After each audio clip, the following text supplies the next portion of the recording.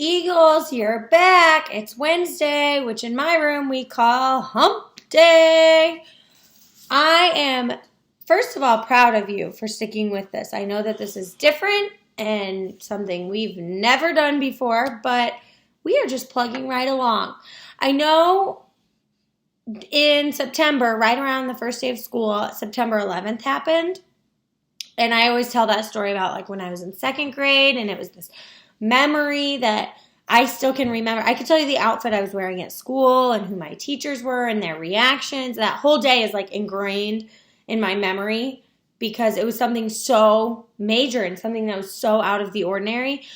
And this is something someday that if you become a teacher or if you have children or even if you're just talking with your friends in 10 or 15 years, when you're 26 like me, you're going to be talking about this. Like, oh my gosh, this is the weirdest thing. We literally missed a month of school and my teacher was making YouTube videos. I'm not making TikTok videos. I'm not a cool teacher, just to clarify. But this is something that you are going to remember forever. So thank you for sticking with me. Thank you for working hard. And remember, a positive attitude can change your day around. And so we're just going to keep being positive. So as a quick review, we went over description, or let me back up. As a quick review, yesterday we went over 3 types of text structure. The first one was description, which describes something. Chronological or sequential. Shout out to those who did their MobyMax work. I know who you are. Chronological orders, like what happened first, what happened next, what happened last. Finally, comparing and contrasting is when you take 2 or more topics and you find similarities and differences. So today, we're going to talk about cause and effect, and this makes me sad because I was supposed to be teaching cause and effect to you in person, and we were going to talk about what causes earthquakes and then the effects earthquakes have on the earth and how they change people's lives. And we could honestly do cause and effect with the coronavirus right now, right? The cause is that there's this virus that is making tons of people sick, and it's really contagious. And the effect is that our lives have changed, right? Like restaurants are closed. School is closed. We're not really even supposed to leave our apartment or our house. We're supposed to stay with our family. You guys know, obviously, I'm pregnant. My doctor's appointments are online, right? The cause is the coronavirus. The effect is my doctor's appointments are online. It's just a weird time. So this is a good day to learn cause and effect. So cause and effect is when you have an event that somehow changes something, okay? So I spilled my pop. The cause is the spilled pop. The effect, well, first of all, I'd be really upset. That's the first effect. But the direct effect is going to be that the table gets wet. We talked about cause and effect when we studied Thurgood Marshall right before school ended for this, I don't want to call it a break, for this remote learning session thing. But remember, Thurgood Marshall was treated unfairly. He grew up during segregation. All of these things he thought were unfair. So that was the cause. The effect, the direct effect, was that he became a lawyer to change the unfair segregation laws.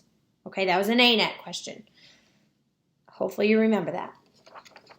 So, your signal words for cause and effect. Since, because, due to, if, so, as a result of, then, and consequently. Excuse me, I just have a little bit of a cold. I'm okay though. So, your graphic organizer, if we were doing writing, and again, we're not doing writing, but if we were going to do writing, your graphic organizer would have your cause right here, and then the effects. It is not so simple as saying there's one cause, one effect. A lot of times there's one cause and 3, 4, 5, 10 effects. And then sometimes this gets more complicated, and you will get into this when you get into 5th grade. Your effect can become your cause, and it can cause something else. Okay? So let's use Thurgood Marshall as an example. Okay? He went through segregation as a kid. Separation, separate but equal, totally unfair, super wrong, right? We've all talked about that. And it caused him to want to change the laws. So he became a lawyer.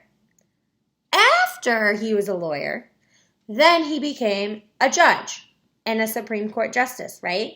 So the cause was that he was a lawyer, and then the effect would be he became a judge. So sometimes these slide and kind of shift around. And again, that's where this isn't like first grade where it's all going to be right in front of you. You have to be a thinker, and you have to go back in the text and figure things out. And then the last one is problem and solution. So that's going to be there's a problem, and then the author's going to give us a solution for how it's fixed.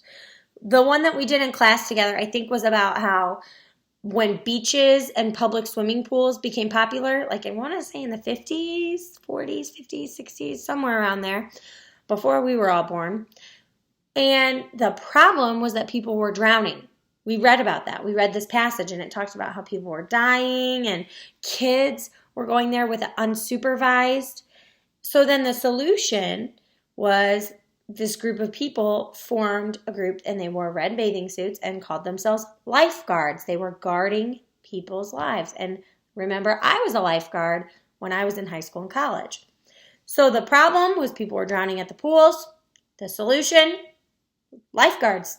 And we still use that solution today. So, keywords that you're going to look for problem and solution.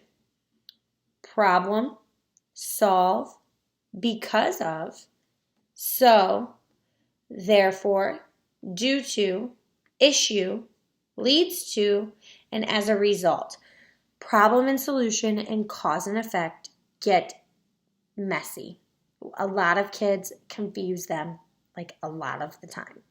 So it's important that you remember cause and effect does not always have to be problem and solution. Sometimes it can fall under both, but when you're doing this, I want you to think of the best one that it falls under, not just the first one you think of.